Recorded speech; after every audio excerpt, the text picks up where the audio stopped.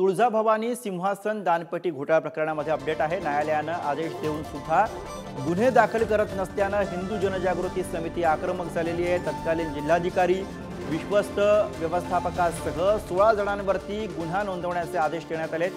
प्रशासन चालढकलपणा करत असल्याचा आरोप सुद्धा करण्यात येतोय। हिंदू जनजागृती समिती न्यायालयामध्ये अवमान याचिका आता या सगळ्या प्रकरणामध्ये दाखल करणार आहे। तुळजापूर देवस्थानातील भ्रष्टाचार, तो देखील 8,45,97,000चा, 120 किलो सोनं आणि 480 किलो चांदी आणि 272 एकर जमीन। ऐकूनच आपल्याला धक्का बसला असेल, परंतु असं असताना या ठिकाणी 16 लोकांना माननीय उच्च न्यायालयाच्या संभाजीनगर खंडपीठाने दोषी ठरवलेलं आहे।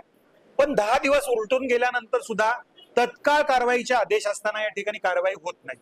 शासकीय सरकारी अभियोक्ता आहेत, तर त्याच्यामध्ये काय कारवाई करायची त्याने आम्हाला जो तोंडी माहिती दिली त्याच्यामध्ये मोस्टली आपल्याला जो CID डिपार्टमेंट आहे त्यांना सूचना दिलेल्या आहेत। परंतु आमच्या स्तरावर काय कारवाई करायची काय तर आम्ही रायटिंगमध्ये सुद्धा त्यांना दिलेलं आहे।